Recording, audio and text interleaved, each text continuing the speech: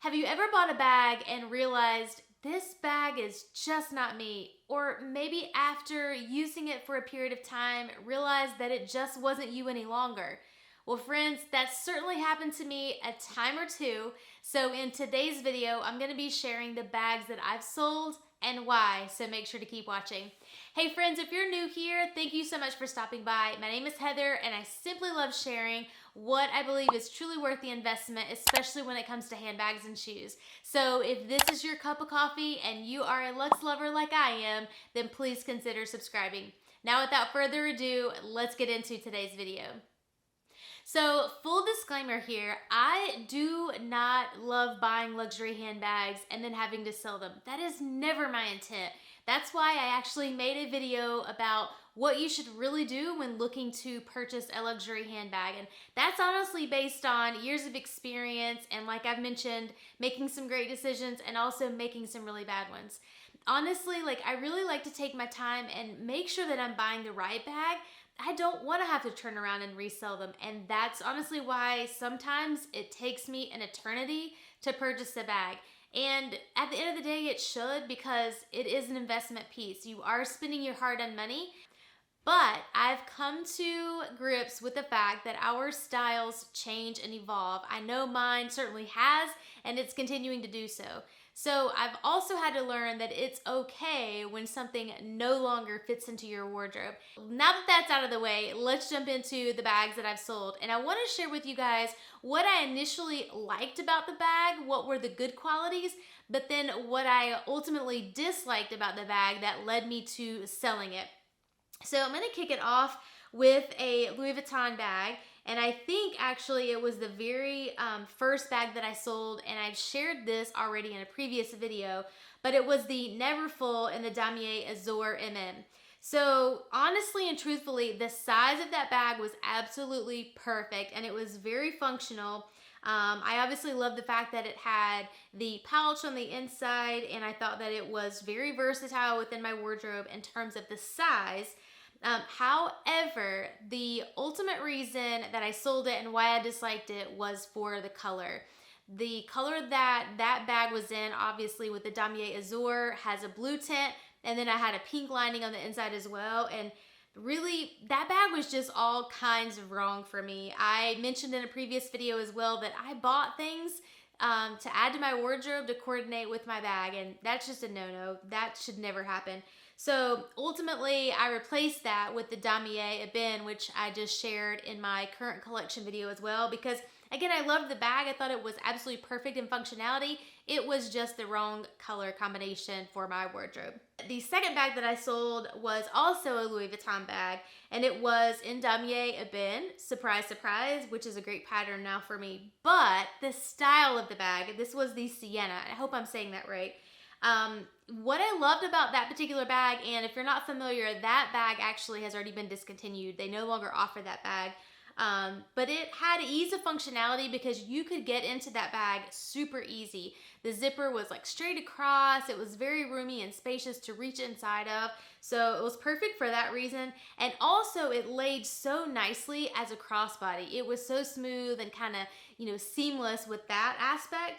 But what ultimately led me to sell that bag was the pleat that was in the front. To me, honestly, that particular pleat actually took away from the design of the bag. I felt like it made it less elevated, if that makes sense, thus being just more casual, and it really kind of limited me to what I was wearing it with in my wardrobe. So I just felt like it was not the right bag to be versatile to dress up and dress down. So ultimately, that's why it had to go. The Gucci Dionysus Mini. And I'm gonna be honest, I still somewhat kind of like this bag. I loved the pattern. I thought it was an absolute beautiful design. And I'm honestly picky. There's not a ton that I love by Gucci, to be honest. Now, there are some things that I do kind of have my eye on, and I've even mentioned, I think, a little pouch before that I think is gorgeous by Gucci. But this particular bag here, again, the pattern was gorgeous. I actually even like the hardware on the clasp as well. The combination also of the coated canvas and the suede I thought was just gorgeous. I thought it was absolutely beautiful. Again, I thought that this bag, because of that pattern too, could easily be dressed up or dressed down. I thought that it really would just, was very versatile for that reason. However, what really began to honestly kind of get on my nerves was the chain. The chain for me was on the heavy side, both literally and aesthetically. I just felt like it was heavy. I mean, it was heavy to take on and off, and it was heavy feeling like across my body. And then I also thought that it just looked heavy. And so with that reason too, that particular bag, in my opinion, because of that chain, really limited that bag to fall and winter.